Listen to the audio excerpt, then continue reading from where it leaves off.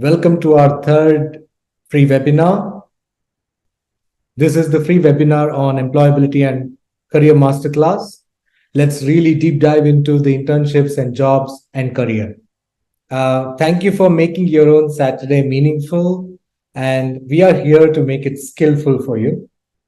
So, employability and career masterclass from Simple Skills for fresh graduates and graduate students has always focused on the most important aspect, and that is doing a reality check. When you do a reality check, there are a lot of turbulence in your mind. You'll start feeling that there are so many pain points that I need to address at a very young age. But when you start addressing these pain points at a very young age, you will not suffer during your crucial period of your career.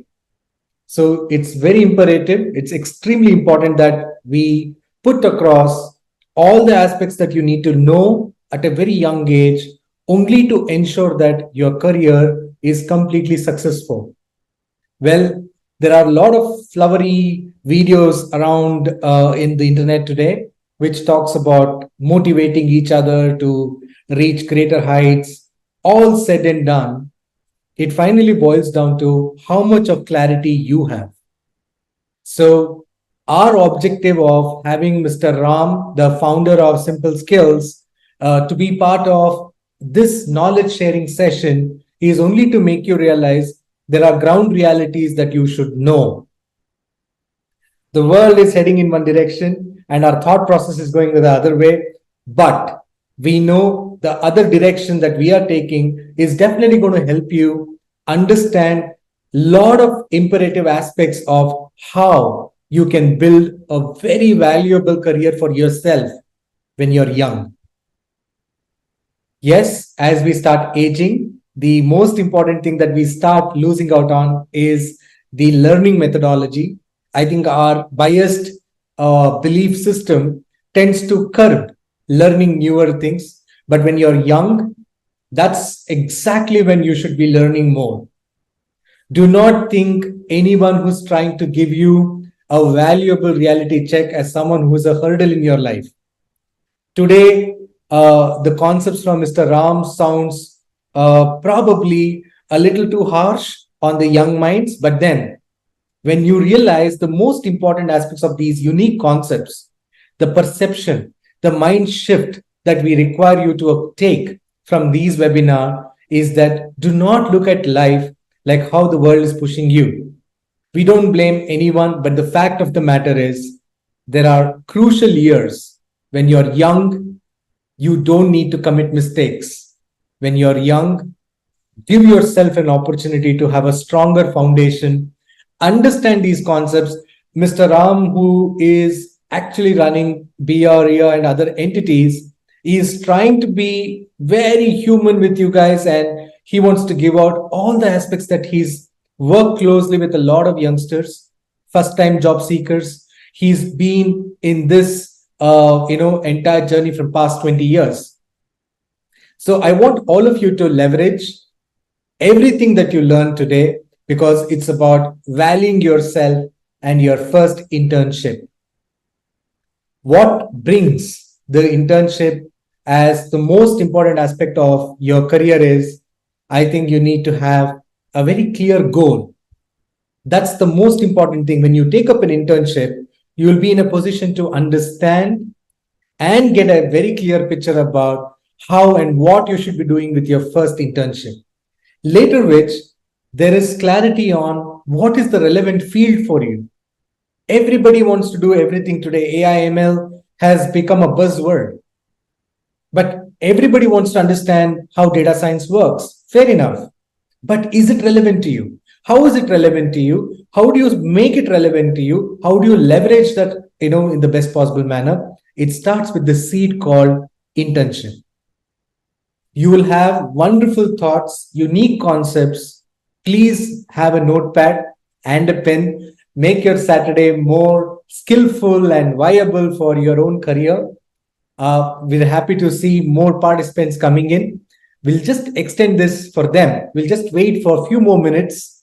Let's be a little human with them. And when it comes to Saturdays, I think all of you normally believe in having a good time, but this is more valuable. It's not just good, it's going to be a great time for you. Just couple of hours of giving your mind complete focus into this webinar will help you understand and shape and think about your first internship in the best possible manner. So please be with us. Do not forget, internship provides huge learning opportunity. There's the man. I have Mr. Ram, the founder of Simple Skills. Ram, if you don't mind, can we just wait for a couple of more minutes for more participants? Sure. Yeah. Sure. Okay. So apart from learning opportunities, we also want to let you know that it is a great place, or internship, your first internship will play a very good foundation for you to have problem solving skills capabilities. So these are aspects that you can expect from your internship. I think no better person than Mr. Ram to tell you, all of you, about how he has groomed many youngsters from the first job till the 3 years, the most important 3 years of their career. Then we talk about professionalism. It's not just about wearing the right attire. No, that doesn't make you a professional. It's about how competent can you get even during your internship. It's like you have to be proactively take it as an initiative to go and ask for more tasks. It can't be like you just tick it off. There were 10 things told to you and you just tick those 10 things and you're done for the day. No, you got to make your internship more proactive. You got to go a little more and then seek feedback. Learn from your mentors. When the mentor is telling you something, he's not just blabbering. He's not trying to be bossy. Remove all those clutter from your mind. Be very open to learning and document all your efforts, because tomorrow when you're applying for any job, your internship will play a crucial role in making that person realize, the employer realize, that yes, this person had prudently put the time and effort to learn during the internship. So please document that. Of course, all said and done, confidentiality. You will learn how much to reveal to the world and how much to hold back. If there are trade secrets that you have learned during a particular internship, definitely the person who gave you that opportunity would expect you to be professional enough to maintain confidentiality and do not reveal everything to the world, even during your next interview. So these aspects will reflect when you go for your first job. Ram, I have more participants already. I think we should not disrespect the ones who have joined on time. We will keep it open. Let us keep it open, and we'll start the session now. Ram, the stage is yours. Hi, so good morning, everyone. Hope I'm audible, Prashant. Absolutely, Ram. Absolutely. Okay, so let's go ahead. So today, so on a Saturday, attending this webinar, I'm very happy that you have some sense of urgency to learn something. So that's the reason you're attending this. So for those of you who have not attended our earlier webinars, so we want to give a brief intro about what we have covered there, because this is a continuation of all those two webinars that we have conducted. So can you go to the next slide? Yeah. Okay, so go ahead. Okay, so we covered in the first, can you click on all the topics? Yeah, we covered knowledge, skill, and competency. And we introduced a new concept called buyer syndrome. And the buyer syndrome that is there in every one of us. And then how it impacts your ability to get a job. And then we have given a very detailed information about what are the different types of companies that are there, and what are the different types of jobs that they give you, and how do you choose or how do you evaluate them is one aspects that we have covered. And finally, today we're going to cover the internships and part-time jobs and career, and how do you take your first job, and how do you evaluate your internship, and how do you prepare for those things is what we covered today. Okay, so In between, if at all you have any questions, so you can put it in the chat box, and we will try to address some of them or all of them, depending on um, how many questions have come. So in the first seminar, so we covered about what is knowledge, what is skill, and what is competency. And most of the time, the academic world and the corporate world differs entirely in two aspects. So the academic world is always worried about your knowledge, and every time it wants to measure an individual, they always measure uh, what is the knowledge level that you have, and then they test you and give you marks and say, hey, you are good at this knowledge. Whereas knowledge is about what you know, a skill is about what you can do. Okay, the basic difference is you are good at doing something or you are not good at doing something. If you are good at something, we say it's a skill, and complete corporate world is obsessed with what you are good at, not what knowledge you have. Knowledge is essential. Your marks are essential. Nobody questions about it. But when it comes to corporate world, they always respect your skill. Okay, so we gave you a lot of examples in the past webinar. You can go and check our YouTube channel so that you can see the complete webinar recording there. So in skill, so we gave you a couple of examples. I give you an example of swimming. Swimming is a skill. Playing is a skill.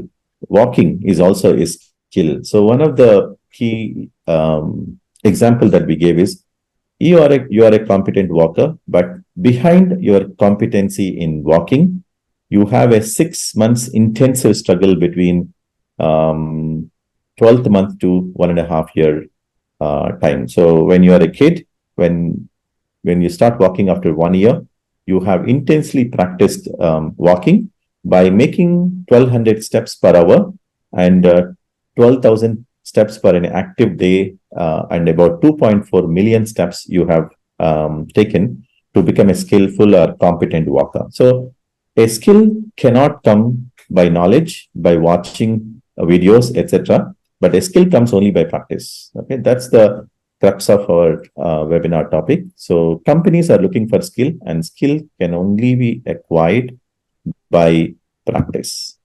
And there is a difference between skills and competency. Even though companies in today's world, they don't look for your knowledge. If they are looking for your knowledge, they come to your college and say, who are the top 10 guys? I will take these top 10 guys. And next company comes, and next top 20, 11 to 12, they will be able to take them, but they don't take it. Okay. The only reason is they're looking for a skill. They evaluate for a skill. And once you have a skill and you get your job, it's your responsibility to take that job as an opportunity and build your competencies. Competencies are above skills. So you have multiple skills working together becomes a competency. And competency requires continuous learning, and on both knowledge you have to acquire and also a lot of experiences you should study. And for this, we gave the example of a doctor and a nurse. Nurse is a skillful resource. Okay. And she, even though she has 20 years of experience, after 20 years of experience, let's say you've been seeing her from your 10 years to 21 years, you've been seeing that nurse in the hospital. Even then, you don't go and say, I'm getting pain here, can you give me a pill? Very rarely you go. You only go to the doctor. The reason you go to the doctor is the most competent person to analyze what is the disease that you have and what is the medicine that I need to give you. And he has many parameters that he will consider before even administering any medicine. But once a doctor decides, it's a skillful nurse who can administer those medicine to you or explain to you. So all of that comes to that.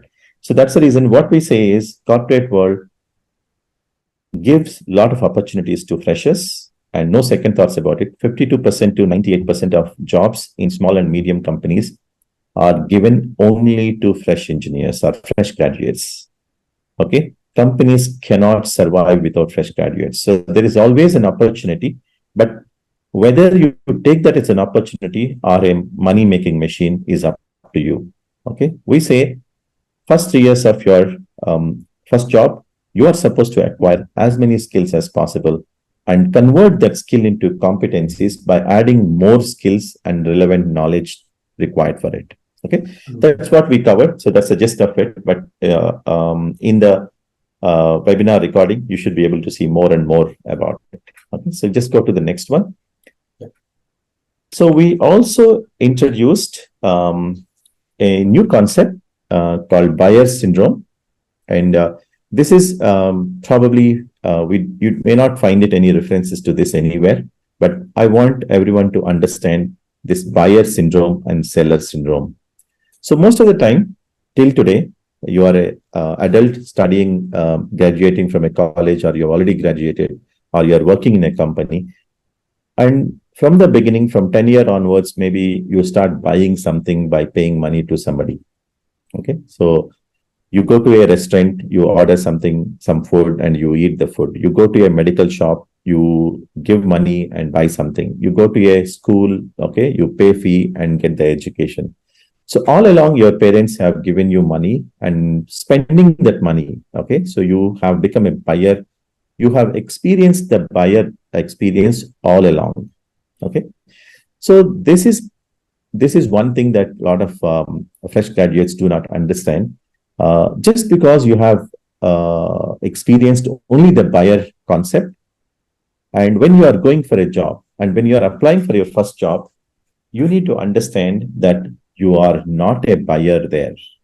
Okay, because when you are a buyer, you expect your, let's say you go to a restaurant, you expect the quality of the food to be extremely good, and you want the server to be timely serving you, and you want all the plate and table to be very clean, and all of these unwritten rules are there in your brain saying that, okay, because I'm paying money, I need to get these services. But when you're applying for a job, okay, when you're applying for a job, we need to understand that we are no more buyers. We are sellers. Okay, so we are sellers, and we explained in detail in the last webinar. And those who have not seen it, just go through that buyer seller syndrome video that we have on the YouTube. So when you go, okay, so when a company comes to your college, don't think that they're trying to sell you something. Okay, so a lot of times you have people coming to your home and trying to sell water or soaps or maybe vacuum cleaners, etc. Just because companies are coming to your doorstep, okay, don't ever think that they are selling something to you. Okay, they're trying to facilitate and they want to buy your skills and your attitude. Okay, so skills and attitude is what they're looking for, and they are the buyers and you are not the buyer. That's the reason every evaluation happens on you, whereas all along you have been evaluating the other person. But right now you need to understand that there is a massive shift. Okay, from buyer to seller, you are trying to become a seller. When you are trying to become a seller, you need to figure it out. Do you have a skill? Do you have attitude? Okay, do you have a skill? If you have a skill, how many times other people have utilized your skill is another thing that matters a lot. So I can always say it's very easy to cook food. Okay, I can always talk and argue that I'm a good cook because I know all these different types of foods, Thai food, okay, Chinese food. Every time I understand all these foods. But have you ever cooked? Matters a lot. If you have not cooked these food umpteen number of times, and others have not told you that, okay, this is good, you have done a good food, you are not skillful. A lot of times we self-evaluate and say, hey, I'm skillful person, but company is not taking me.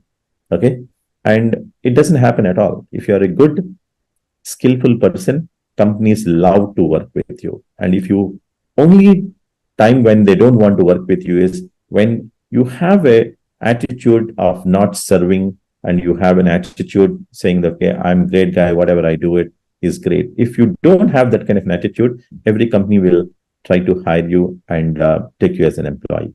So you need to understand that you are a seller, and you need to have clarity on whether you have anything to sell or not. Do you have skills? Do you not have a skills? If you do not have a skill, okay, your first step is to figure it out how to acquire the skill.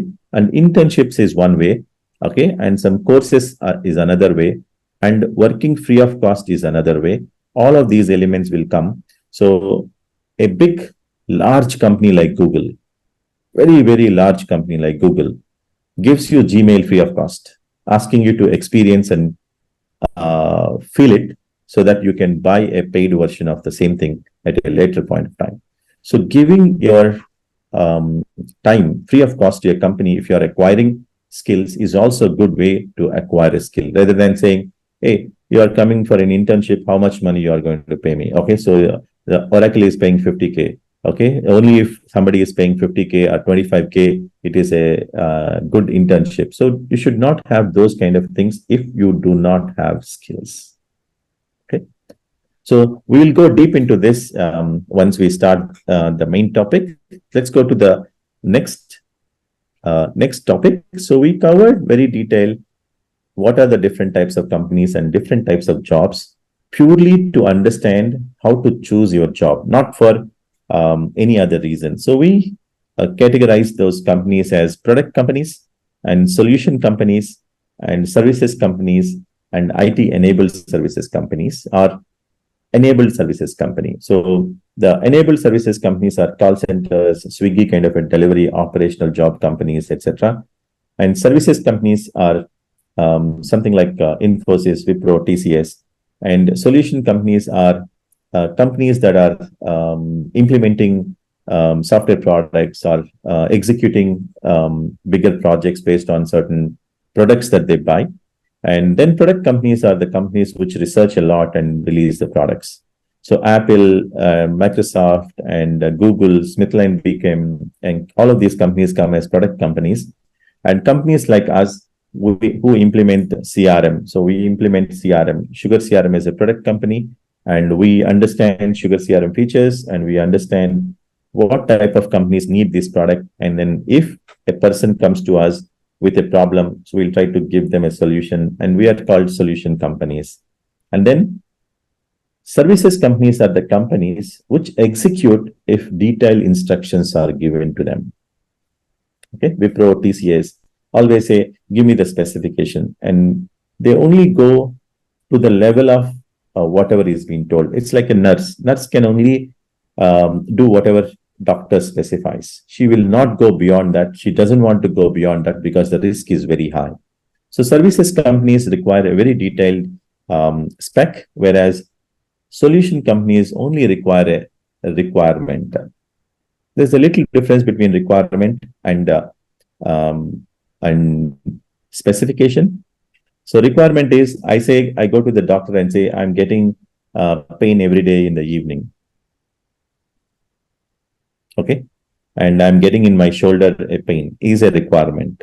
Okay. I need some medicine for this pain. Okay. And then doctor has to figure it out where the pain is coming, what could be the root cause for that pain. And he will do a lot of questions. He will ask a lot of questions to figure it out what exactly is the reason. For that particular root cause, he will try to give you the medicine. And once he understands what medicine to be given, he will specify this is the medicine to be given, and he gives it to the nurse and or to the person who is accompanying the patient, and says that these are the 5 things that you have to do for the next 1 week. After 1 week, please come down and again I will see it. So the requirement and specification. If a company is working on the requirement, okay, based on the requirement, if it is giving a solution, and it is called a solution company. But if a requirement has been converted into a specification, and executing that specification is the competency of a services company. And then anything that can be automated and can be repeated, okay, they will even further push it down to IT enabled services companies. So we have conducted this webinar last month to go very deep into these topics, and you can go into that webinar to know more about it. But to give you a gist of it, so jobs, we made them into two different types of jobs: operational jobs and non-operational jobs.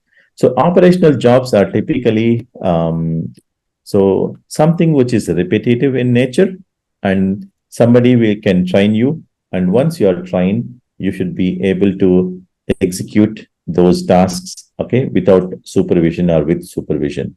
Right. Whereas non-operational jobs requires deep thinking and then spending a lot of time in learning and learning from others, learning from the existing literature, etc. So that's the reason non-operational jobs uh, are little tough to do. Whereas operational jobs will have a very stringent 15-day, 1 month training, and after 15 days to 1 month training, you are productive, and companies are happy to go through it. Okay, so companies are happy to give you the job and keep you as long as you are productive.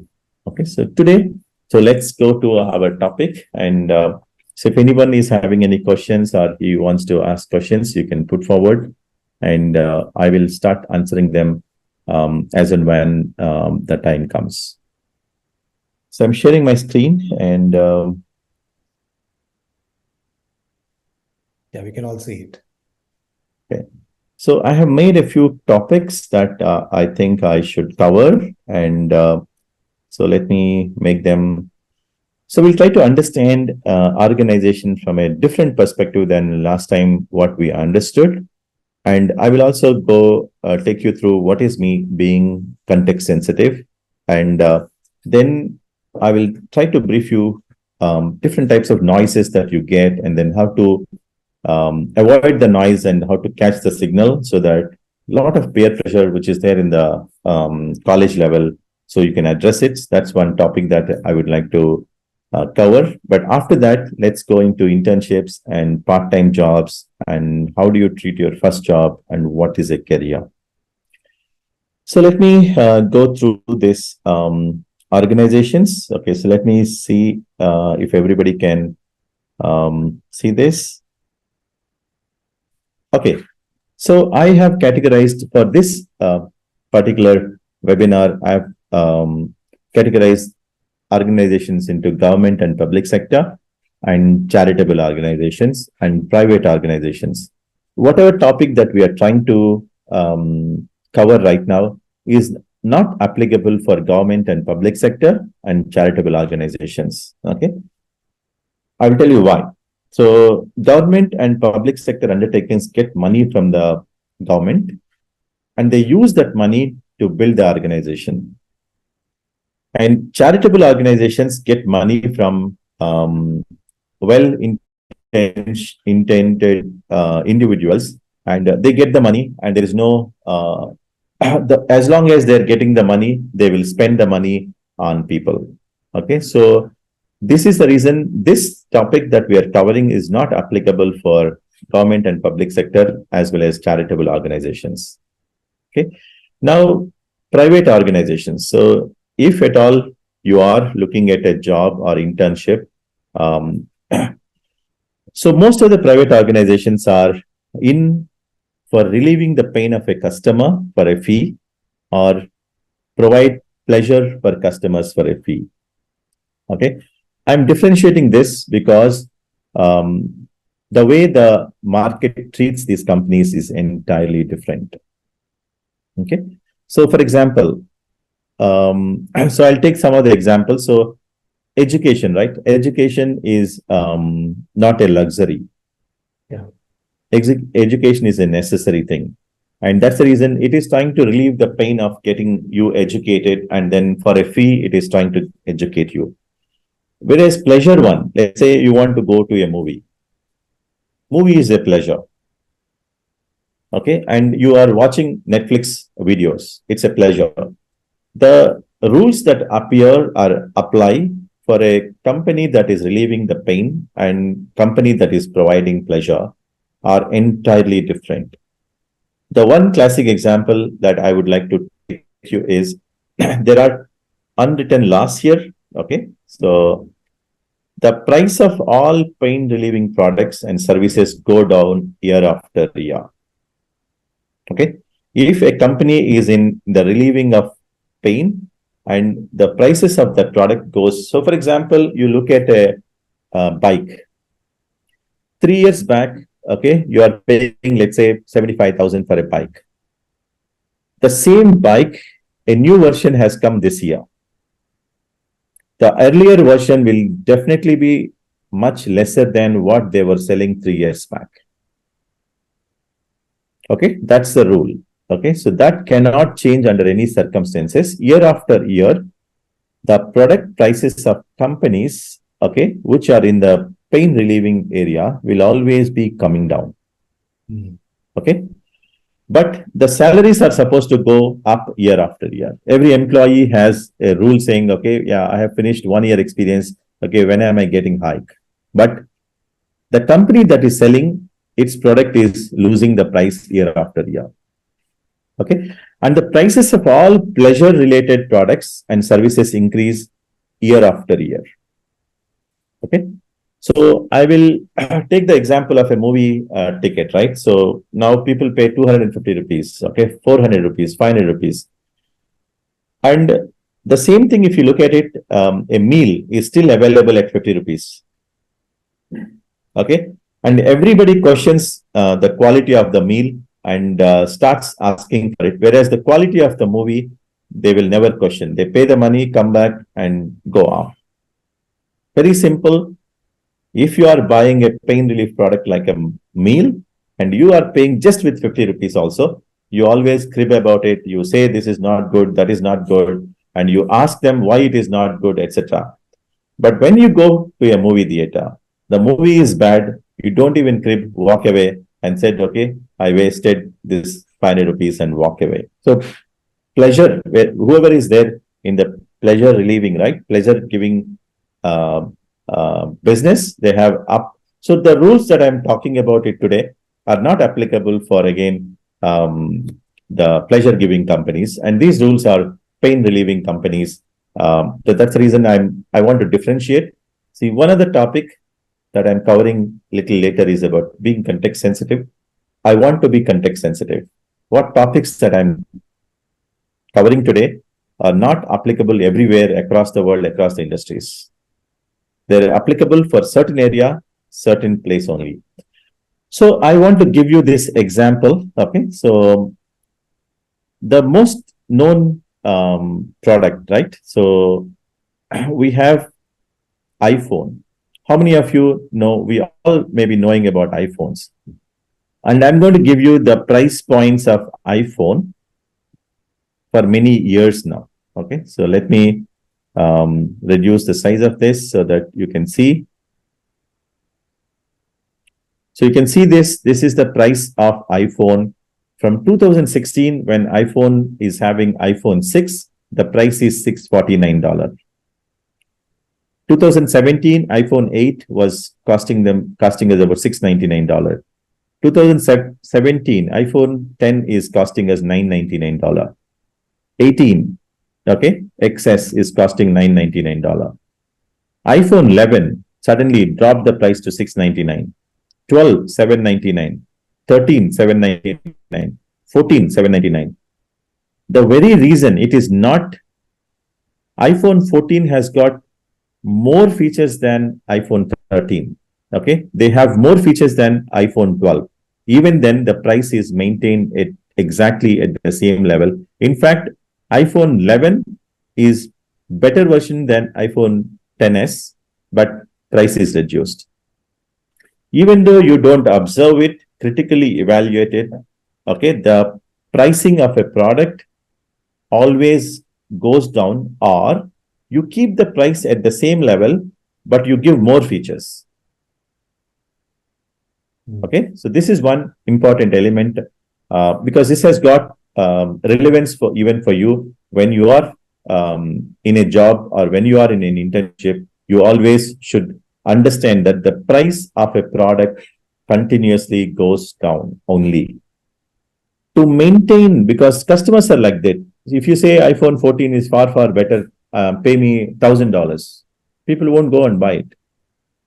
Okay, they won't go and buy it. That's the reason the price of every product, every service is always going down. Okay, and that's the reason companies have got a reason to keep their costs also under control. If they don't keep their costs under control, again, they will not be having the future money and their survival will be at stake. Okay, so the first concept that I would like to drive down here is yes, so companies are into two types of businesses. One is they relieve the pain of a customer, and another one is they try to give pleasure to a customer. And the rules that are applicable for relieving the pain for a customer, always the prices will go down, because the moment you see more people coming to you, another guy will start another service similar to you. And he offers, because he's starting fresh, he offers a discounted price, or he will try to attract more people, or he will, for the same price, he will add extra features. So always the price goes down for products and services. This is one fact that you cannot change it.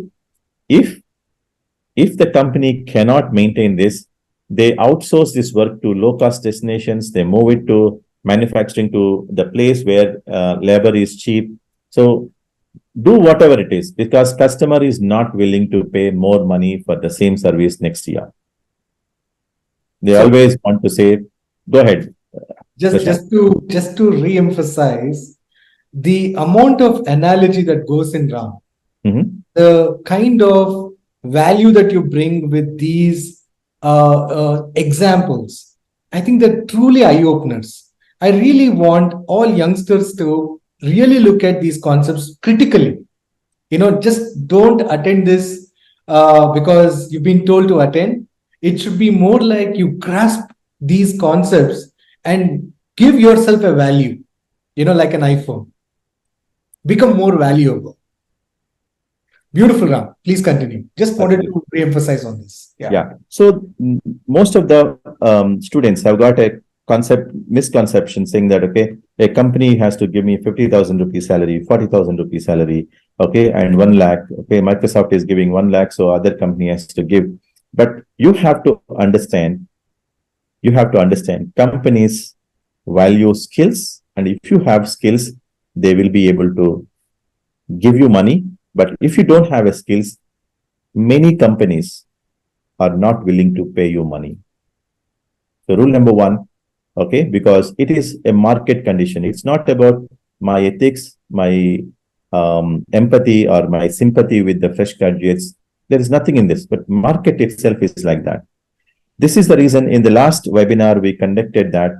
So after 9 years to 12 years, if you are not continuously learning and bringing more value to the company, and company will try to ensure that you leave the company and then they replace you with a 3-year experienced person, okay, just because it's a market driven condition. Okay, and look at most of the time we have this wrong perceptions, okay, or misconceptions, and applying some logic in a wrong context also might make you believe that, okay, companies have to pay me money because I'm a fresher, I got from this college, okay, and I paid so much of money to this college to give me this degree. All of that doesn't work. Market conditions is, are you capable of doing something? Are you good at something? And if you are good at something, definitely companies will hire you. And also, you should be affordable. Okay, if you are not affordable, the company's product or service becomes not affordable, and they will not be able to compete in the market, and they will be having again collapsing stages. Okay, that's the reason. So market conditions always apply. And so let me go. This is one concept that you want to I want people to understand. If you are not aiming for government or public sector, if you're not aiming for charitable organizations, please understand private organizations, okay, are working towards releasing pain of a customer or giving pleasure to a customer. Okay, and when you are releasing pain to a customer, there is always market dynamics which will work, and they will keep on driving the prices down. And if you are in the pleasure giving sector, definitely prices, nobody cares about it. So simple example, so I want my milk to be delivered. This example was given by one of the placement coordinators himself, but I would like to quote this here. If you want, okay, you want your milk to be delivered to your home, and the household, they're not willing to pay 1 rupee extra for the milk, right? But the same thing, if you have a liquor shop outside, people will be in queue to buy liquor shop, even though he is not responding. Even though he doesn't give you respect, you are at queue and you want to buy, whether you are a poor person, middle class person, or rich person, you will go there because it's a pleasure. They're deriving pleasure out of it. But for a milk, you will negotiate saying that why are you charging me 1 rupee extra for delivery, and why can't you give charge me only 50 paisa, because you will have margin in that 48 rupee milk packet. So this is always constantly happens. So that is the reason and I want all the youngsters to understand this concept that there is a pain releasing companies and there is a pleasure giving companies. The laws that apply for pain relieving companies do not apply for pleasure releasing companies, and this is the market condition. I'm not in a position to change, or you are not in a position to change. We just can understand it. So, for example, we are in the field of sugar CRM. Okay, we implement CRM, and every time a company is having trouble in organizing the sales force, okay, sales team members, so we go in, understand what is the pain, what is their business, and how to customize the sugar CRM to suit the needs. Okay, we release their pain, and for releasing that pain, we say this is my services. This many people needs to work on this, and this is the product that you need to buy and do it. And we have been doing it for the last 20 years. Same way, there is a pain right now in the youngsters. Okay, so there are 15 lakh graduates who are coming out of the colleges year after year, and there are 40% of the jobs in small and medium businesses are not being filled due to lack of affordable skilled manpower. Okay, try to understand there are 15 lakh students who are coming in, only 4 to 5 lakhs people are getting accommodated in jobs, and there are on the other side there are small and medium businesses. 40% of their requirements are not being filled because they're not getting affordable skilled manpower. So we want to gap this thing here by releasing the pain or giving the skills that are required through simple skills. We want to give the skills that are required by the industry, not what you want. Okay, so and then make them employable in the small and medium industry so that they can build a career out of it, and then they can sustain their life. Okay, so pain release, and I want one topic that you want to understand here is every company is here to either release the pain of a customer or to give pleasure to a customer for a fee. Okay, so and we also looked at it, some of the examples that so this is applicable everywhere. Okay, this pain release and pleasure is applicable everywhere. So if you look at a roadside food outlet serving students near the college is the pain releasing. Okay, you don't want to go very far and you want to quickly take a bite and come back. Whereas an expensive 5-star restaurant is like a pleasure. Okay, you want to pay anything that is required if you want to go and eat in a 5-star restaurant. Okay, for a bike also. So a bike can transport you for a good mileage. So if you're looking for a good mileage, that you're using it for transport only. Whereas if you are buying an expensive sports bike, okay, you want to pay whatever it is and say, okay, I paid 5 lakhs, 10 lakhs, 15 lakhs. But the guy who is buying a bike purely for transportation, he will look at what is the mileage. Okay, do I get good service? Okay, and what is the warranty? And can I get extra gifts on top of the money that I'm paying? He'll go and ask, okay, yes, I'll buy right now. If I pay full cash, can you give me any freebies? Whereas for a expensive bike, you will wait for 3 months, 6 months by paying all the money and you buy it. So this rules of the game doesn't change very easily. And same thing with video content. An educational course in Udemy and Khan Academy, you don't flock the moment a new course comes on Udemy. Whereas if a new Netflix Korean series comes, you are addicted and you will go to it, or a new movie is has come into the theaters, you will go first and try to see it in the first two days or 3 days. Okay, but here Udemy, good course on Python or whatever it is, you don't want to go and say, okay, if a new content has come, I want to see it first. I want to understand it first. I want to experiment first. So this is the basic nature, and I'm not going to say this is good or bad, but this is how you should understand pain releasing and pleasure giving products and services. Okay. So hope we have any questions anywhere, Prashant? So as of now, yes, there is one quick question, Ram. Mm-hmm. So the objective of this webinar is to make people realize the value of internship. So are you going to be covering that immediately, or is it like we're going to go a little ahead? Because they want to know the value of internship.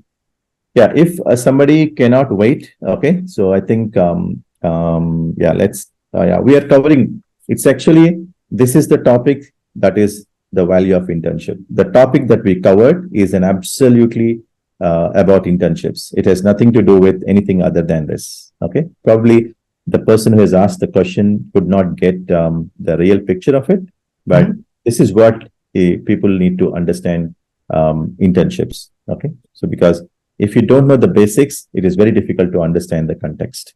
Yeah, I think that's exactly what I was trying to say. Even before they look at choosing their internship, they should know why they are doing the internship, right? Correct. What is it? What is in it for you? Okay. So instead of saying, give me internship, give me 10,000 rupees, 20,000 rupees, instead of going in that mode, first understand what is internship, how companies operate, why companies give internships, so that you prepare for it. So I request you to hold on for some more time, because you're going to get more insightful stuff on that. Yeah. Yeah. This topic is completely related to the internships. Okay. It has nothing to do with anything else. We are not talking about anything other than internships and jobs and career, because people right now, the student community doesn't understand what is meant by internship, why companies give internships. Okay. What the value that they get, what the company gets out of it. These are the elements that we're going to cover. Okay. So second thing is, so when you are trying to choose an internship or a job, okay, there is always today's world, people will flock like sheep. Okay. When somebody says this, okay, they think that is the truth and they will fall. So I want students to be context sensitive. I will tell you what is meant by context sensitive. So let's look at a student comes from rural background with uneducated parents. Okay. And another variation, a student from rural background with educated parents. Okay. And another variation, a student from urban area and English educated, and he can come from rich educated parents, rich uneducated parents, middle class educated parents, middle class uneducated parents, poor educated parents, poor uneducated parents. So there are way too many variations in our context. So from where we are coming, how we are coming, and our judgment to choose an internship should be based on our own requirement, not because somebody else is saying this is great, somebody else is thinking this is great, somebody else needs something different. So simple example, for a rich educated parents, for whose parents are earning, let's say 2 lakh per month, for him 10,000 rupees may not be anything at all. And just that is the reason he says, okay, yeah, 10,000 stipend is not good, and only if it is paying 30,000, I will go for internship. Is it true for a person who is coming from a uneducated parents and poor background or middle class background? So do you apply those laws? So we need to have that judgment for our own self. Yes, for you, going abroad is great, but for me, going abroad is not great. So people should educate about their own self first, to understand where they're coming from, what they're coming from, and what is good for them. How do they spend time? Okay, how do they want to spend and use the college time? All of that is very context sensitive. Okay, very context sensitive. So a lot of times people don't understand. And last week I was talking to one close friend's son. So I asked, okay, so what is the scenario in the colleges? He's from in the top five engineering colleges in Bangalore, and they're really rated top five, and they charge close to about 8 lakhs per annum for the paid engineering seat. So he said, okay, last year he graduated last year, and he said 2023 the job scenario is very bad, and companies are not paying good salaries. Okay, ask what is meant by good salaries. Okay, what is the salaries that they're paying? They're only paying 4.8 lakhs. Okay, then I understood. So what is this? Okay, so because his father is having two houses, and they have a car, they have a bike. Okay, all of that he can afford. For him, yeah, 40,000 per month is nothing. Okay, because he has already seen. So do everyone compare with that? Okay, is there any logic in comparing all of those things? So we'll go a little deep into it. How do you evaluate a job? Okay, based on the money that is paying, or what other things it is paying. So we'll go in the next. But so whenever you are getting these kind of a comments, okay, whenever we are getting these kind of a comments, okay, how do you pass on, or how do you answer yourself? Okay, so I would always say that there is always noise and signal.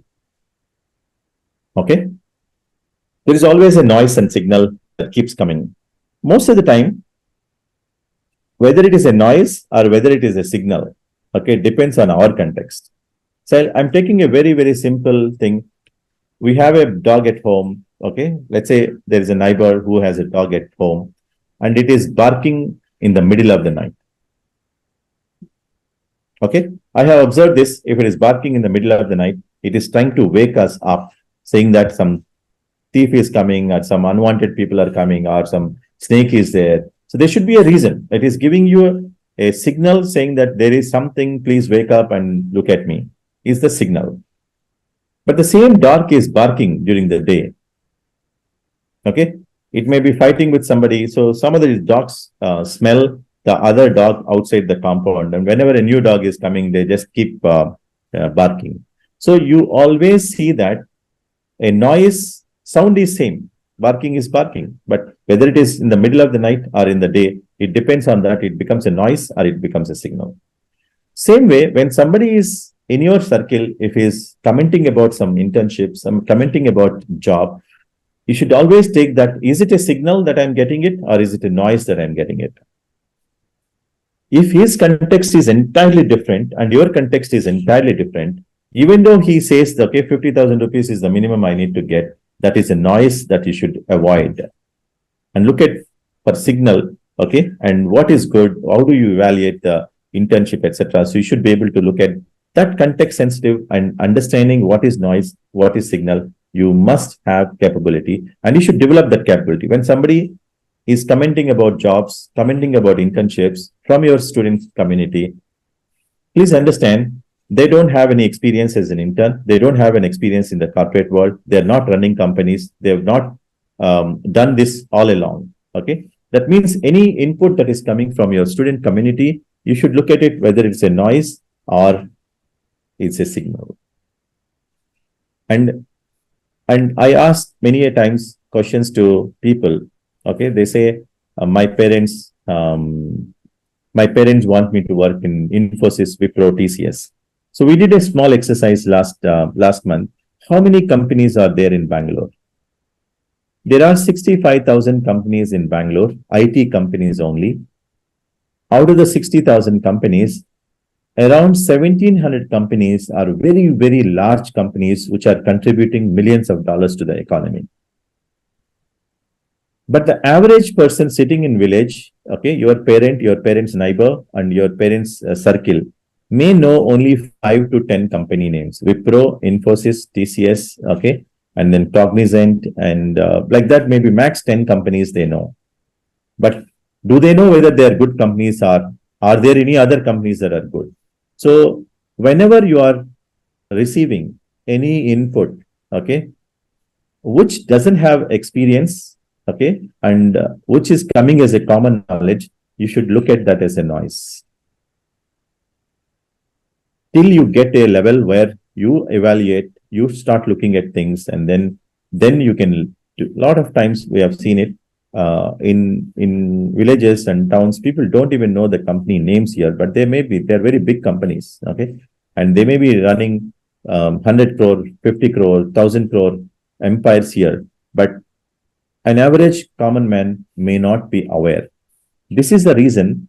This is the reason very, very large companies give internships at a very premium price, even though they don't give the same money to the experienced people. They give to interns in the colleges, and they conduct a lot of massive tests so that they get mileage in the media, and they propagate their name into nook and corner of the country. But otherwise, at any level, you should always look at whether this input that I'm getting about internships, jobs, etc., is it coming from a qualified person or not a qualified person? Okay. And if it is coming from a not a qualified person, you should consider that as a noise and move forward.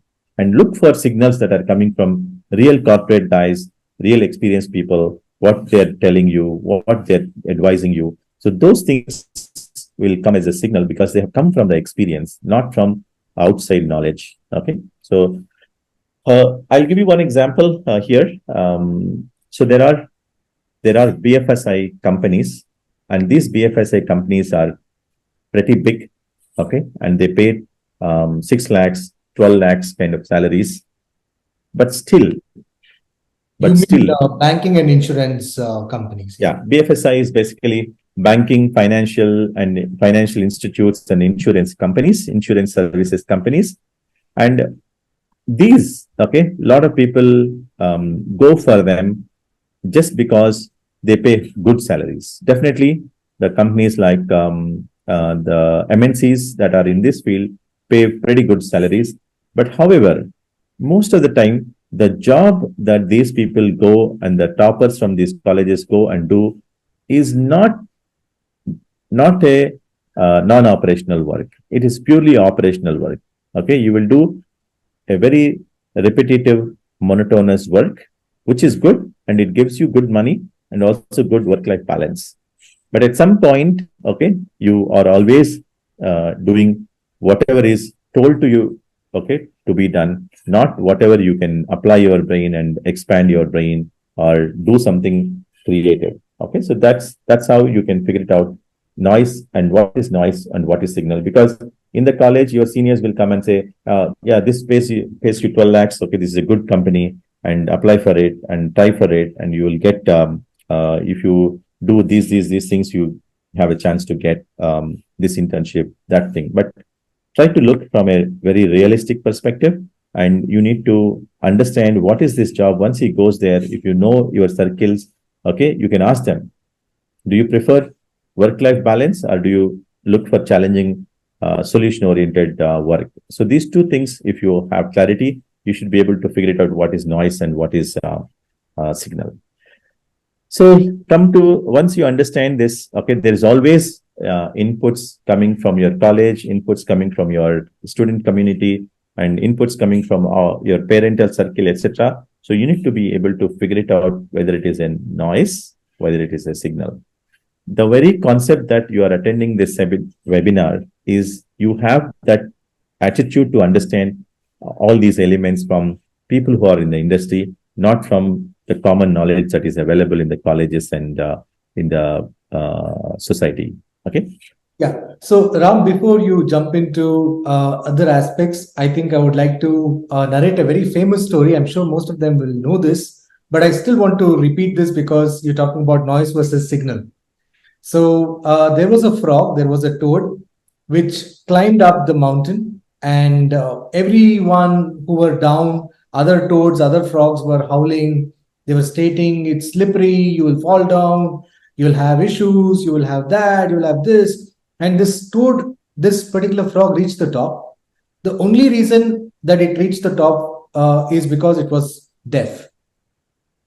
So sometimes you need to know, when you know that if your mentor has told you this is the internship, this is the learning opportunity that you've got in life, you should just go ahead. Do not hear too many cluttered opinions about it.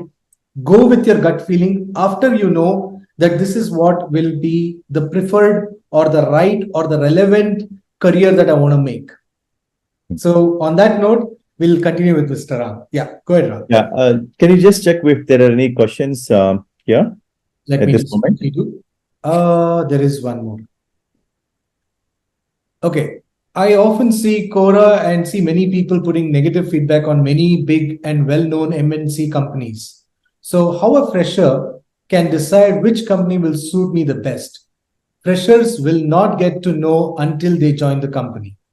I find this to be a beautiful question. I think this is an excellent question. So this is what we have been trying to address from the beginning. All these three webinars, we are trying to address this question. So there is a difference between a job and a career. Okay, and always join a small and medium company. Okay, for the first 3 years and acquire as many skills as possible, and then join an MNC.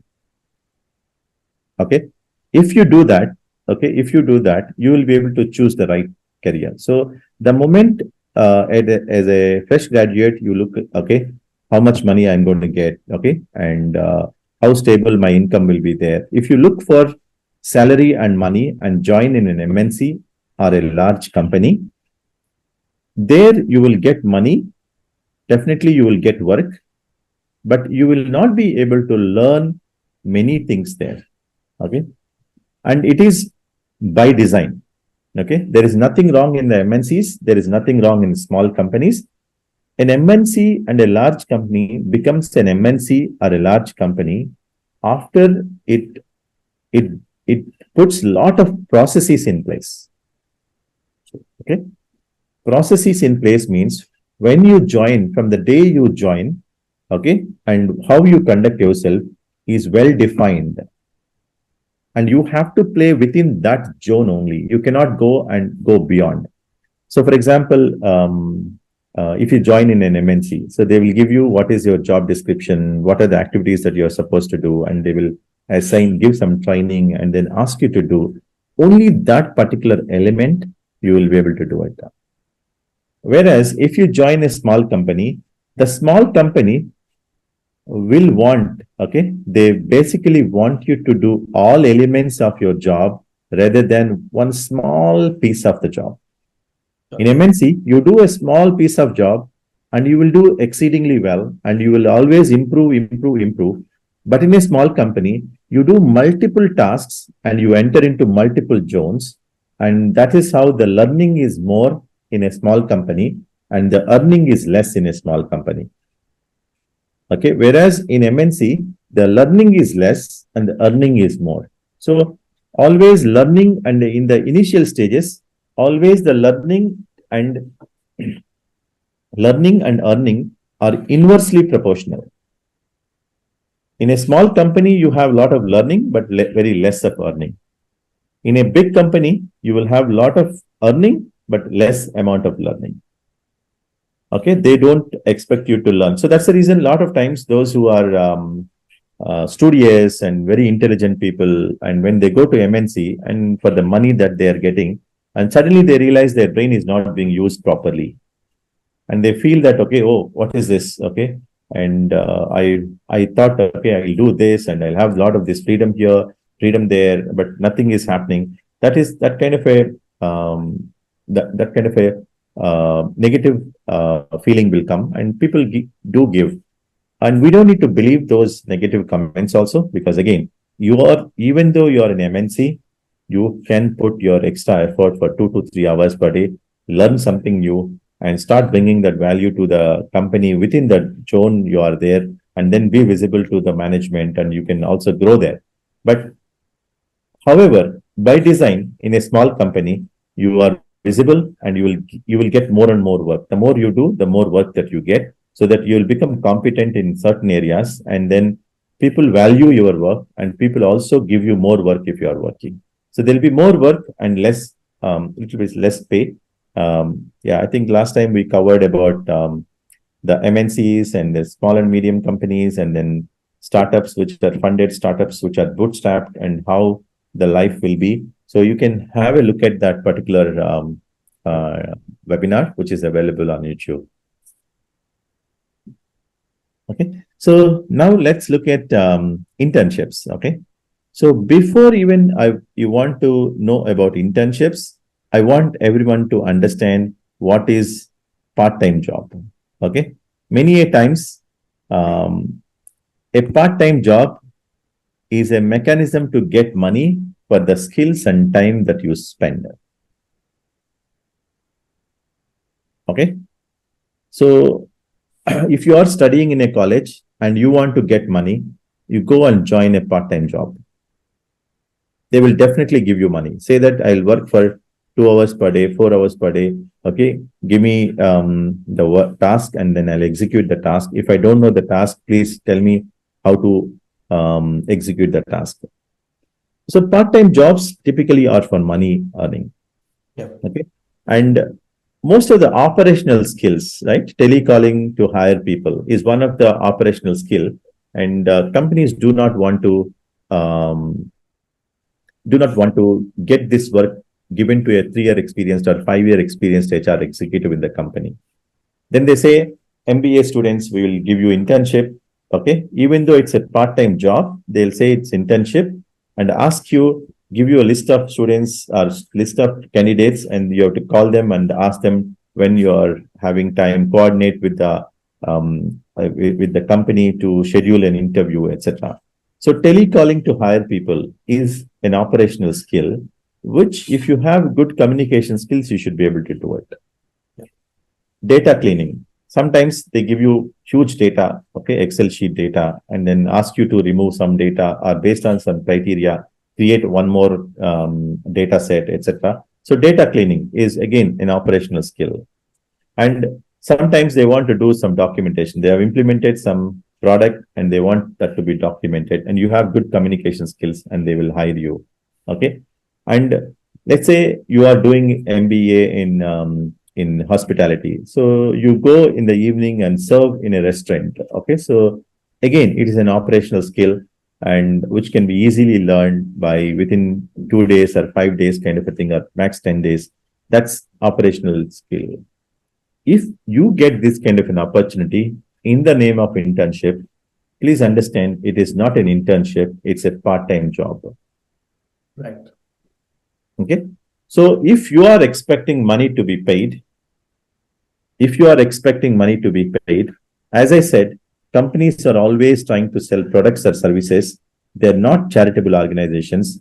They won't give you money until unless you bring value. You are replacing a senior person's time with your time. That's the reason they are willing to pay you money. So just because they are paying money doesn't mean that it's an internship. It's a part-time job.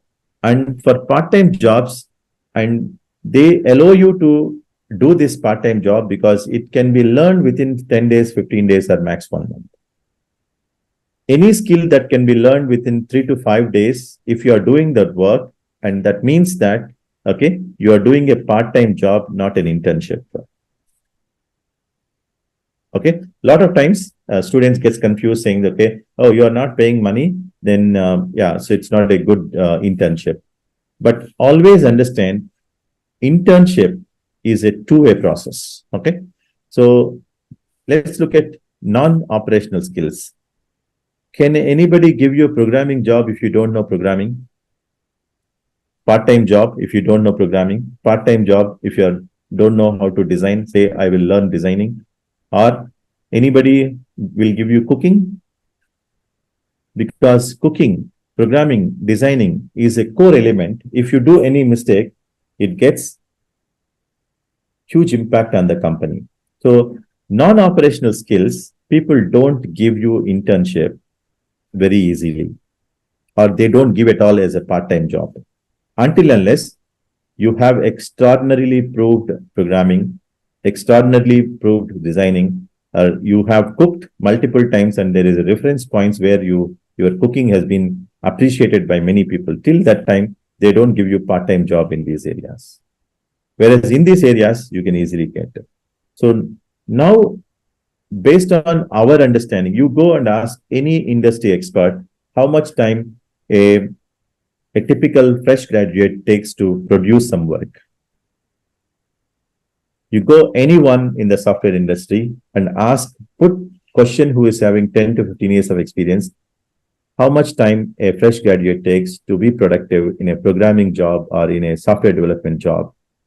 Obvious answer is 6 months to 1 year.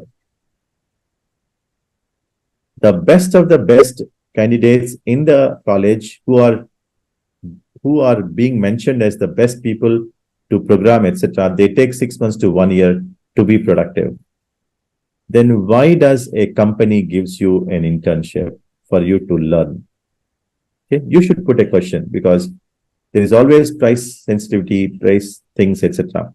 So if the company itself comes and says, okay, based on your performance or based on how you do it, we'll give you a stipend, or we release you after you deliver all of these things, we'll pay you money, you can understand it. But otherwise, if some company comes and says, I'll pay you stipend, work in our company, this is the work that you're going to do it, then if it is in operational skill, they can pay that money.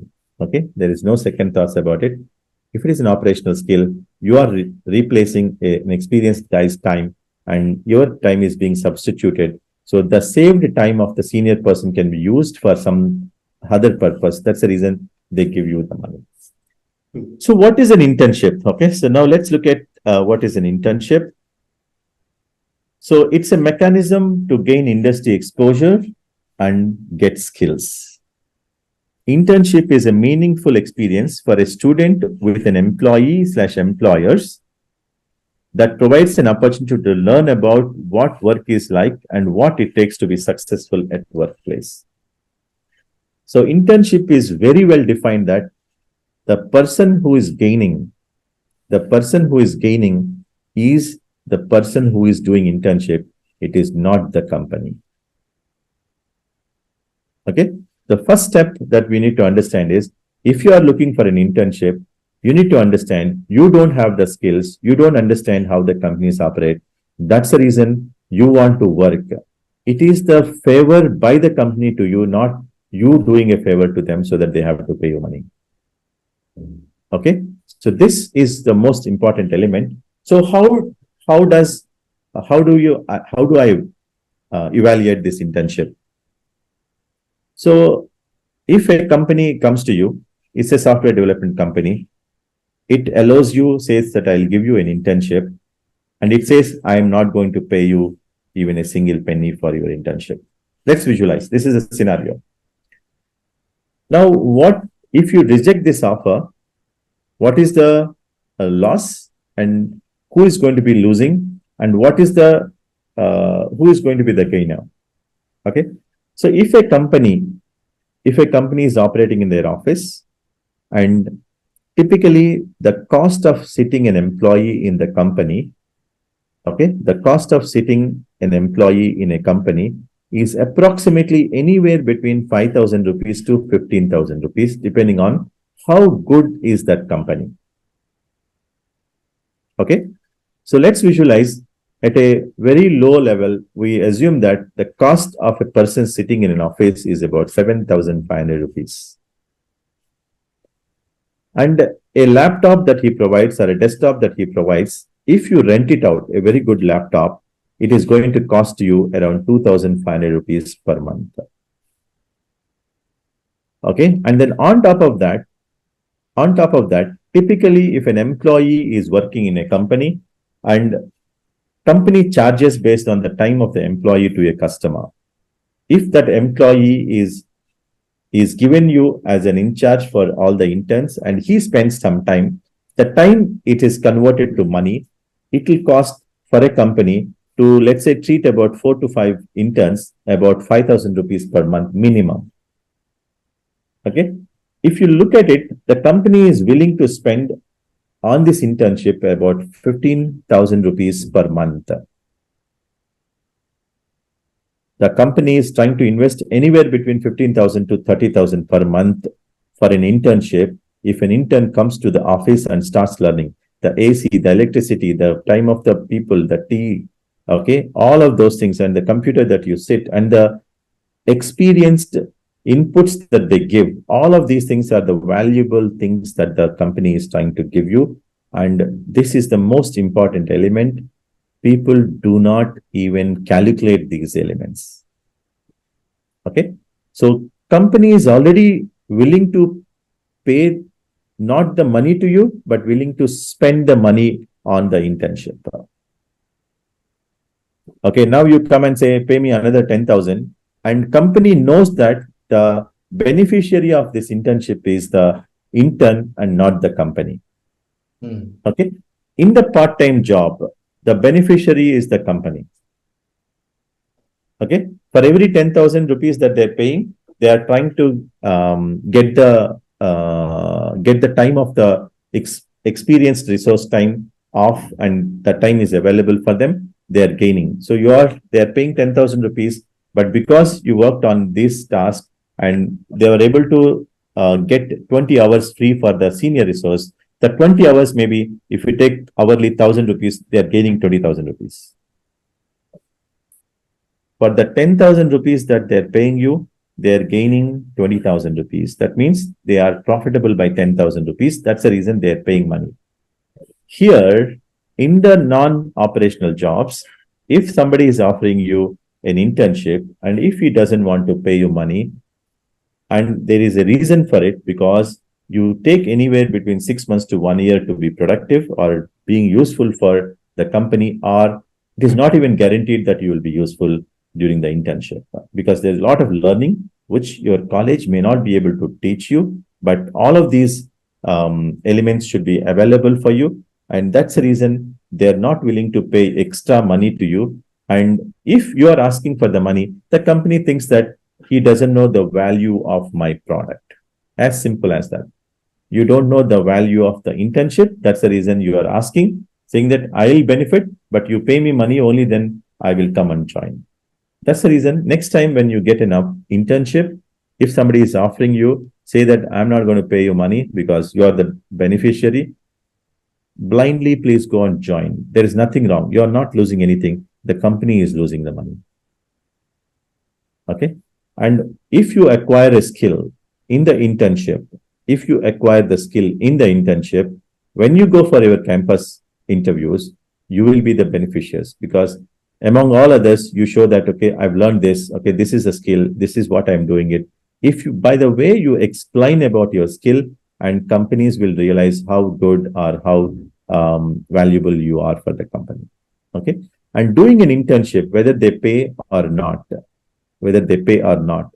also gives you to the company that you have the right attitude and you value the skills, you value the competencies, and you value the company and you want to work in the company is pretty much visible there. Okay. This is the reason. Always understand, you always have an ability to do internship. If you get an internship, please take that internship whether they pay you or not. If you want a part-time job to survive in your college life, okay, always go for a part-time job, which is like repetitive operational job. Say that I can work for 2 to 4 hours per day, and then give me the work, and then you will be able to. So this is how I recommend students to relook at your internship opportunities. And so why do companies don't give these internships? Okay, so a lot of times central government is saying that you have to get an internship. Okay, you have to do 2 months of internships, 3 months of internships. And the concept of not being employable among engineers and degree holders or graduates is high. But this particular concept is not there for doctors. Doctors also professionals, engineers also professionals, but doctors doesn't have this problem. Okay, we need to analyze why doctors don't have this problem, why only engineers and graduates are having this problem. Because by design, okay, the education medical education depends on the hospital that you own. If you have a hospital with 10,000 beds hospital, then you are eligible to start a medical college. Okay. And there is a government hospital, and next door there will be a government medical college. And by design, okay, and the professors that who are teaching you are the doctors in the hospital. The doctors who are practicing are the professors in your private medical college. The during the day you learn theory, and during the night you go and do as a duty doctor and see the patients and how this is happening, etc. So the practical aspects of medical education is there because government mandated that every college, this many seats I'll give you if you have a medical hospital, and this many bed hospital if you have, and this many doctors you have. So that's the reason nobody questions the whether he is a good doctor or bad doctor. When you go to the doctor, you blindly believe that he is a good doctor and go to them, and they don't have. But now, what we have to understand is, as engineers and as graduates, you need to understand the relevance of working in a company before you graduate. And because companies understand that, until unless a graduate, so for medical practitioners, right, the student is available throughout the time. Okay, so they go in the night, they go in the evening, Saturdays, Sundays. Okay, so they take all of that into consideration. And look at the chartered accountants. Okay, chartered accountants also always 3 years they have to do articleship under another chartered accountant before you get your chartered accountant certificate. That's true. That's the reason you always blindly, they don't have issue with going to any chartered accountant. You may find few people, but all the time chartered accountants are they do the articleship for 3 years. And why do they specify 3 years? Because it's applicable even for the lawyers, the advocates. Correct. They are. So that's the reason what I recommend is either you go and do your internship during the college time, or if you are not able to do it, please treat the first 3 years as your internship. Okay. And don't look for large amount of money saying that, okay, I'm here. So your first 3 years is like a plant that is needs to be given water on a continuous basis. Okay. And so that more and more skills are developed, and then your fruit, you can think after 3 years and 5 years, I'll get the fruit, but you will get an extraordinary fruit if you treat your first 3 years, first job, first 3 years as an internship where it is always or an opportunity where you always want to learn something, learn something, learn something. Don't worry about how much money, how many hours I'm here, etc. How many number of hours you put. Okay, I can guarantee. Okay, a fresh engineer, fresh graduate takes at least 3 years if you want to give a quality productivity. Okay, 1 year minimum. Okay, and 3 years to come to a very competent person like a doctor. If somebody comes, you should be able to give a solution to the problem rather than thinking that, okay, you tell me what to do, I will do what you ask me to do. If you are looking at, that is how the perspective of students has to change. Your internship, okay, is for your benefit, not for the company's benefit. Companies know crystal clear that 6 months to 1 year, you will not be able to produce anything. That's the reason many companies don't even allow interns to come, because they have to tackle the problem of attitude from these people saying that, okay, I'm an intern here and somebody else will do this, that. So all of that, okay, how much money you are paying, okay, that company, Oracle is giving 50,000, Microsoft is giving 1 lakh. You always have comparison without looking at what is the skills that I have, okay, what skills I need to acquire, which skills make me employable, okay, all of that doesn't, it matters a lot. Okay, so I want all the students and graduates to understand this pretty simple concept that, okay, it is your skills and matters and not the vice versa. It's the company is not going to gain anything out of it except operational jobs. Operational jobs, crystal clear, you will be productive within 10 days, within 15 days, or max 2 months. But for non-operational jobs, if you are looking for a software development job or creative work, then you need to do this first job, first 3 years, you should take it very seriously. And then during internship also, you should go and do the internships properly. Okay. So, any more questions? You want to add something, Prashant? I would like to take a small break, Sure. a Sure. minute. Sure. Yeah. Yeah. So essentially, what I would like to tell all the young minds here is that Mr. Ram, the way he's trying to put the first internship into your mind is not from the point of view of how currently the current market scenario is. All colleges, all universities are doing a fantastic job in giving you a very clear academic structure in your mind to know what is knowledge and how knowledge plays an important role in understanding what you want to pick. But the transition, the immediate transition from being a student to an employee who is coming to the new job or the first job, ideally, if you have intense, in-depth internship taken in any of the domains that you prefer, not necessarily just a CRM or a web development tool, but anything, any domain, but you need to go in deep dive into that and have a clear roadmap. By doing that, your problem solving skills will be valuable for any employer going forward. So I was just trying to communicate it to Ram once upon a time when we were discussing on this, that your first 3 years is like a hot air balloon. Now, when you can visualize your career like a hot air balloon, it's flat without any of the fire or the combustion. So you slowly start providing that combustion. That is nothing but your efforts to learn the skills, and that fire will inflate your hot air balloon. And later, which you don't need the push, you automatically fly all by yourself. So build your career with the required, force, combustion, and heat, and that comes with in-depth learning. I think that's exactly what Mr. Ram is trying to communicate to all of us. So moving ahead, Ram, kindly take it forward. Yeah, just to give you what does internship, how to, so it gives you a sense of identity, because once you do internship and you learn some skills, automatically you get an identity saying, okay, you know better than your contemporaries, and you also try to understand the corporate world better. Okay. So let me go now to the important concept of how do you choose your first job. Okay. So let me look at your first job. Okay. So I'll take you into multiple areas here.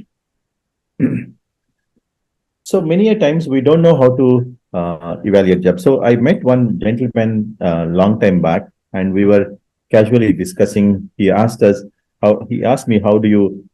He wanted to recommend one person for a job, and I told our salary structure is we pay about 10,000 per month for the first 6 months as a stipend, and then after that we decide whether to pay him 20,000 or 25,000 or 15,000. But first 6 months we pay only 10,000. He casually mentioned he's a very, very big man. Okay, he's ex member of parliament.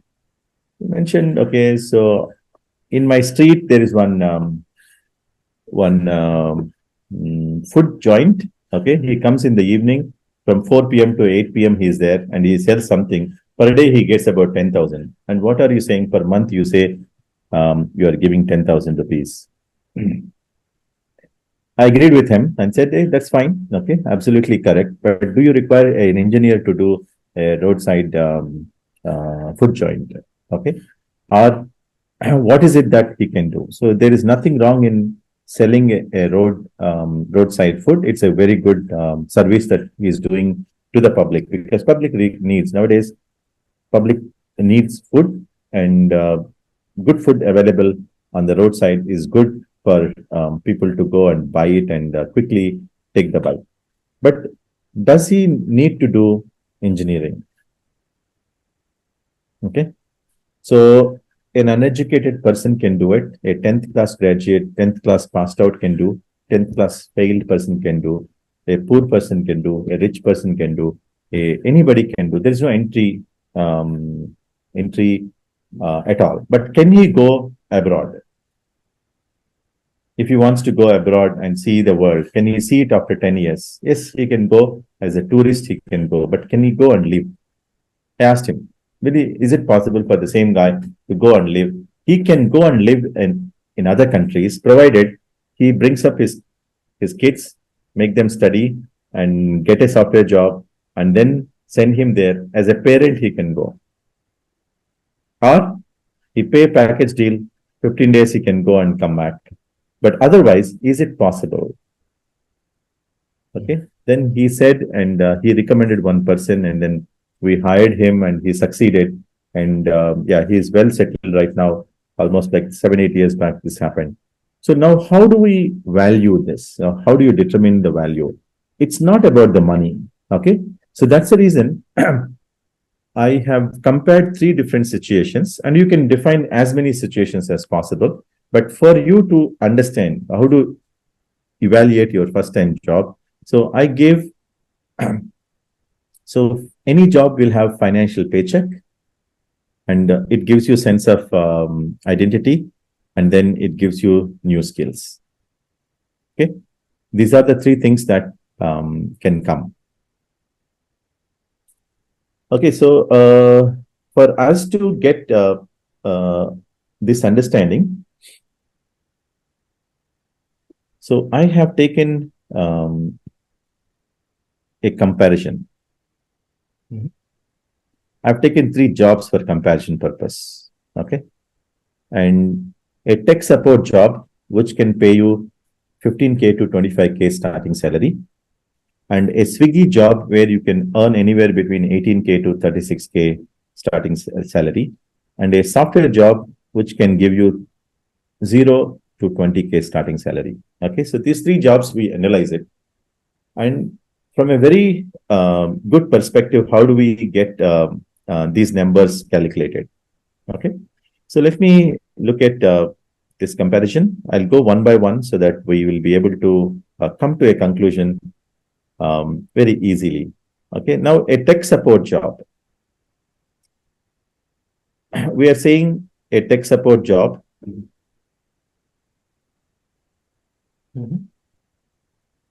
Okay, so I'm looking at 15K to 25K in the first year. Okay, first year, let's say he's earning about 20,000 per month. Okay, and in the first year, total his earning is about 2.4 lakhs. Okay, and the second year, let's say his salary is hiked to 30K per month, and he earns 3.6 lakhs per month per annum. And third year, when you come to third year, you got into 40K per month, and then 4.8 lakhs is the salary. Now his salary stagnates at 40K. Okay, at the max, another 2,000, 3,000 here and there it will go. But the moment you start asking more salary, they will hire a fresher and replace you with 20K. So that's the reason after third year, final year, fourth year, fifth year, you get 4.8 lakhs, and you have to live with this reality for the rest of your life, or you have to quit and say 40K, my spouse earns more than 2 lakhs per month. I don't need to do this, and you can come out of it. But otherwise, your salary stagnates after third year onwards. Okay, so total earnings in 5 years is about 20.4 lakhs is your total earnings in 5 years. I'm taking not 15K, but I know many people who are working at 15K, but I'm taking starting salary at 20K, and then 30K, 40K, and then 40K, 40K. Total is about 20.4 lakhs. This is one scenario number one. Okay, let's look at the next scenario, a Swiggy operational job. Typically 18K to 36K. I'm taking the first year as 20K, and second year as 30K, and third year as 30K, fourth year as 30K, fifth year as 30K, because your salary depends on how many number of deliveries that you do within 24 hours or 10 hours that you work. Your deliveries will say same whether you are a doing the job first year, second year, third year, or fourth year. So your salary stagnates at 30K, or max you can take it as 40K. But however, let's look at what is the total in 5 years. The total of this is about 14.8 lakhs. I'm adding another 5.2 lakhs casually so that you may be able to earn something, tips and all of that. Some you're lucky and you're able to get it. I'm making it as 20 lakhs. Okay. In 5 years' time, okay, a tech support job may give you about 20.4 lakhs, and a Swiggy job, okay, may give you 20 lakhs. A lot of times people don't join for small salaries in software industry, saying that, okay, yeah, so you're not even giving me 20K, 15K. Swiggy, I can earn 20K, 18K, and tech support is giving me more money than what you are paying. That's the reason people prefer tech support job, Swiggy job. But at 5 years down the line, okay, the total money that they can earn is approximately 20.4 lakhs and 20 lakhs. Okay. But now let's just look at the software job. I'm taking 0 to 20 as I'm not considering 30, 40, 50K kind of salaries, but at the low end, you get 0 to 20K per month. Okay. In the first year, first 6 months, I'm saying he has not even paid any salary. Okay. I'm just giving you without even getting salary. You worked for the first 6 months, but after 6 months, you got 10K per month. In the first year, you got 60K. Okay. Second year, your salary has become 20K. That means you got 2.4 lakhs. Yep. Third year, you got 30,000 per month, and it has become 3.6 lakhs. At the end of 3 years, you're approximately getting about 6.6 lakhs. But the jump comes at fourth year. Here, in tech support job, after 40K, extraordinarily difficult to get the 50K level. Okay, but here, after fourth year, you get 50K, which is 6 lakhs. And then fifth year, you make anywhere between 60 to 75, sometimes 90, 1 lakh also you will get. But I'm taking an average 9 lakhs as your salary in the fifth year. And this totals about 21.6 lakhs. But what is the main thing here? After fifth year, you may get 12 lakhs, you may get 15 lakhs, you may get 20 lakhs, you may get 24 lakhs. But here, you are stagnated at the last salary about 40K, a last salary at 30K. That stagnation is what you don't even understand when you are choosing. That's the reason when you are choosing a job, it is not the money that you are getting, but the first years, how much you learn. The more you learn in the first years, the more money that you can earn afterwards. But these companies will not just like that say, okay, because call center guys are paying 15K, I'll pay 20K.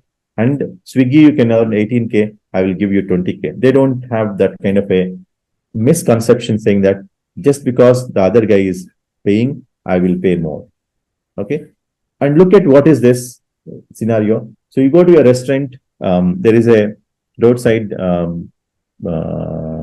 shop where that guy is having a good dosa. He serves good dosa and he's charging 50 rupees. There's about 100 meters from there, there is a Darshini, which is standing and he's charging 75 rupees. Right? And there is another hotel where he's charging 100 rupees for a dosa. 50 rupees, 75 rupees, and then 100 rupees.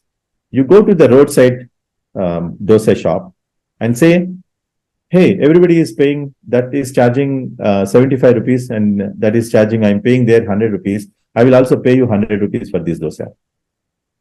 Or you don't go and say 50 rupees, 75 rupees, 100 rupees. I average it out and say, this is about 100 and 225 by 3. Okay, it's coming to somewhere around 75K. I'll pay 75 rupees for this dosa. You will not go and pay 75 rupees because you're cautious. You know that this dosa, because it's roadside, it's only 50 rupees. He is also asking me 50 rupees. Just because other place I'm giving 75 rupees, I don't come and pay here 75 rupees. Companies don't do that kind of a mistake, saying, okay, oh, that Swiggy guy is paying say 18,000. I also have to increase my salary to 20,000 to this guy if I want to attract. They are not bothered to attract you, saying this is the average salary that that guy is paying. That's the reason I have to pay you this much salary. That's not there in the concept of business. Businesses do not do that. However, there may be some exceptions. You need to understand what are these exceptions. Okay, so we have a concept that when cyclone comes, cars can fly. Okay, when floods come, cars can swim. Okay, so you need to understand whether the high salaries are because of some cyclone or a flood, or what is the real salary levels. So I always look at from that perspective. So try to understand there is a demand and a supply always works. Okay. One critical example with that, I would like to conclude this. When you are looking at salaries, don't say average salary is this much. That's the reason I need to get. Okay. Industry is paying this much. The standard companies pay this much. That's not going to work. People value your skill. If you have skill, people will pay more money. Okay. If you have competency, they will pay you more money. Just because the other guy, so even the street side food vendor, just because that restaurant is charging 100 rupees, he cannot come and say, mine is also 100. Okay.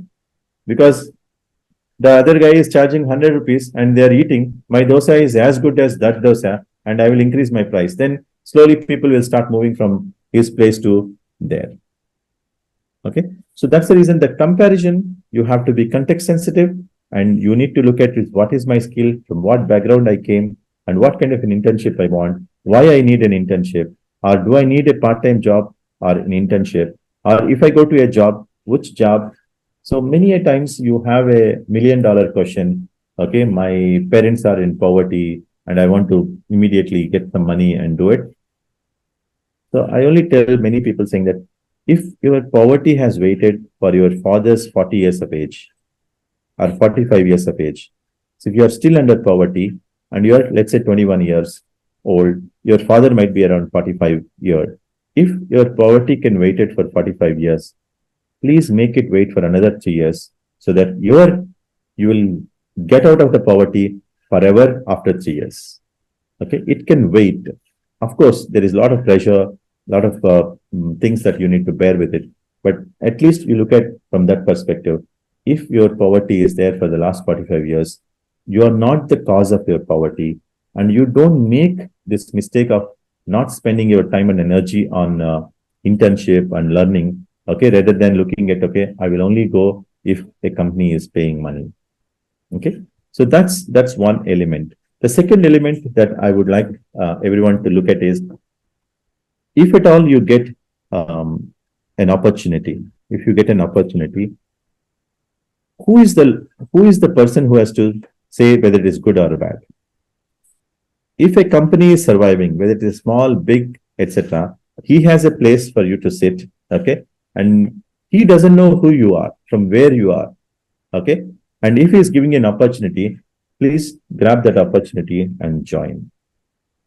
Okay, so when you are evaluating, you look at these elements. Money is not at all the criteria you should look for. You should look for whether you can learn and how much you can learn. First 3 years, you cannot choose also your career. A lot of people say that I want to work in data sciences because everybody is talking about data sciences.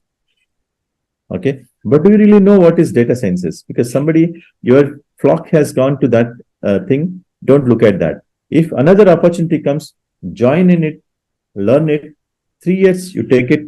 Okay, and then start looking at what career I want to have, where I want to have. So if you get into any non-operational job, anything might help you. Okay, so that's the reason. While choosing in the college, okay, internships, choose any internship that comes on your way. And if it is paid, if it is unpaid, doesn't matter. Internship means, okay, it is not a part-time job for you to earn money. It is an opportunity to understand how industry looks like. Okay, And if you go and ask Toyota, right? So if you go to Toyota and ask, I want to visit your office, you will not be allowed to get inside the premise. You will not be allowed to come inside the premise. Security guard himself will say, do you have an appointment? And even if I am having 20 years of experience, 15 years of experience, if I have to go into that company, no, he will not allow. In my company, if somebody comes and asks, can I see your office? I say, no, none of your business. Because companies like to your house, right? If every random guy comes and says, I want to see your house, it is looking good, you don't allow them to come inside and see your house. Same way, companies also don't allow anybody to come inside and come. Whether it is a small company, big company, large company, you are not allowed to come inside and watch. So if you are getting an opportunity to come inside and watch we are doing, okay, and how we are doing it, and you get an opportunity to look at it, you have to grab it. Okay. There is no second thoughts. There's no noise. The noise that you're getting saying that, okay, this company is giving 20,000, this company is giving 50,000. Okay. They'll give me accommodation. They'll give me stipend. They'll give all of these things. All those elements will not help you in acquiring the skill. Okay, so that's what I have for today. If I think to conclude this, so this as a company, so because we have seen enough number of fresh graduates and their skill levels and from rural background, tier 2 cities, tier 1 cities, we have created these simple skills out of our own experience with a few hundreds of fresh engineers, how we molded them. And we created this framework where we offer internship experience for a fee. Okay.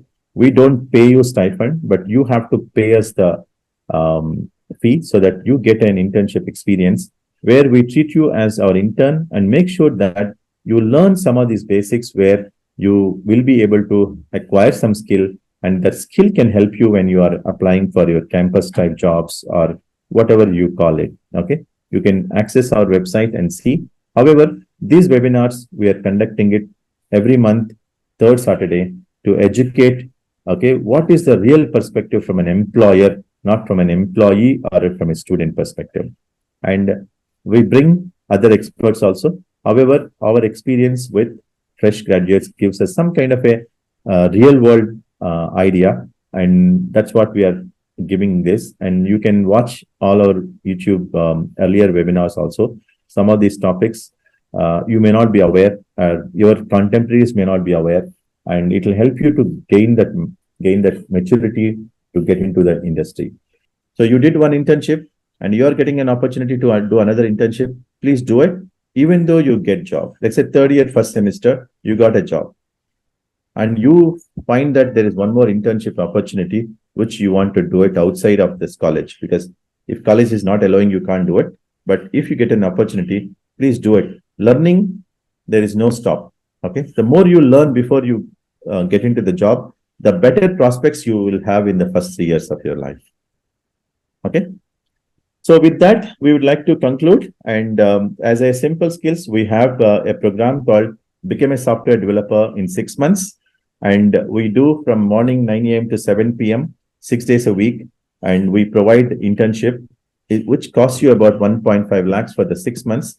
But after 6 months of doing extensive internship, within 3 months, we guarantee you to get you a job. Okay. So if you couldn't get a job in the college during your campus types, okay, you can take this path. And we want to concentrate heavily on building the skills of young generation in India, because tomorrow is all about skills. You have skills, you will get. So our last webinar, we said skills is the new currency and competencies are the higher denomination. If you have a skill, you will exchange that for a fee, for a money to your employer. And then once you acquire competencies, and you will get a higher salary and higher salary. Okay. And you can approach us. And we also have internships we provide. for a fee. We charge 10,000 rupees per month. We have 6 modules. 2 modules we say that every graduate must do it. One is on data, one is on writing 10,000 lines of programming. We recommend that you do this in the first year, first semester, and first year, second semester. And each module will be for 2 months, and you can do it remotely from 4 p.m. to 8 p.m. or 5 p.m. to 9 p.m. And if you do the first module, you get more maturity in understanding software industry or applications, etc. And the second one module, we recommend you to do it after doing the first module, that is programming 10,000 lines of code over a period of 2 months.